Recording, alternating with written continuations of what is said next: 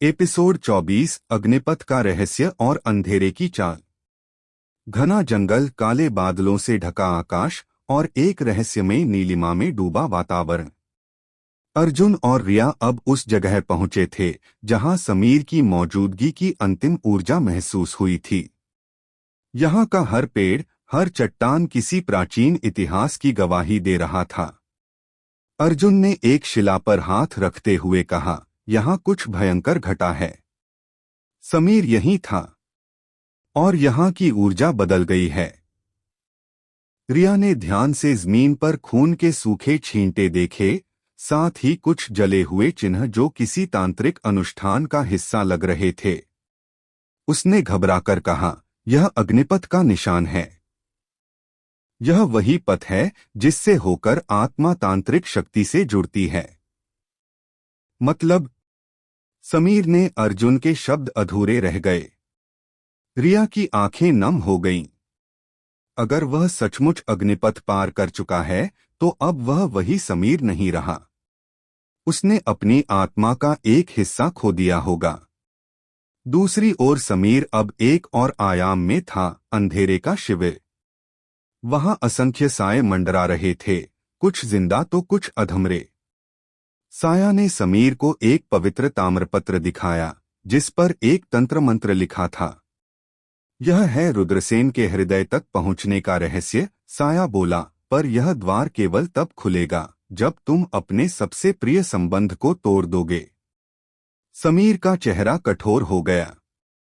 उसकी आंखों में अब भी कहीं रिया की छवि थी, लेकिन वह धीरे धीरे धुंधली हो रही थी। मुझे दिखाओ वह शक्ति, समीर ने कहा।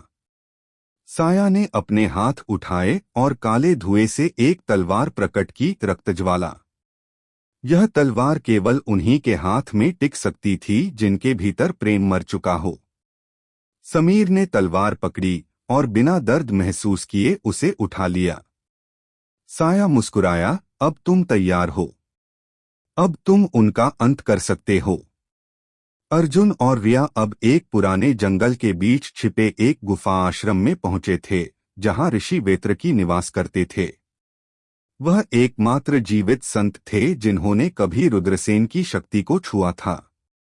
ऋषि ने आंखें मूंदकर ध्यान किया और फिर बोले, अग्निपथ पर चलने वाला अगर समय रहते न लौटे तो उसका मन और आत्मा साया के वश में चली जाती है।